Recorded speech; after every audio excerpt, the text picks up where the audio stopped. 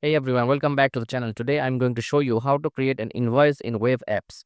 Yes, is it still working in 2025? There are two easy ways to get started. First, you can head directly to the sales section and click on invoices. Or if you have already added a customer, you can go to more and select create an invoice.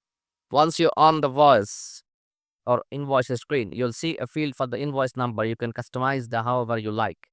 Next, we add the item or service being built. In this example, we are going with lawn service basic. That's it. Click on save and continue to move forward. Now we will approve the draft to make the invoice official. Since we have not set up payments on this account yet, we'll go ahead and just send the invoice manually.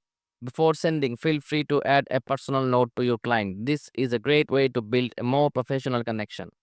Once you're ready, hit send and you're done. And there you have it, creating an invoice in Wave Apps in 2025. Is that simple? Don't forget to like, subscribe, and check out our other tutorials for more tech tips. Thanks for watching.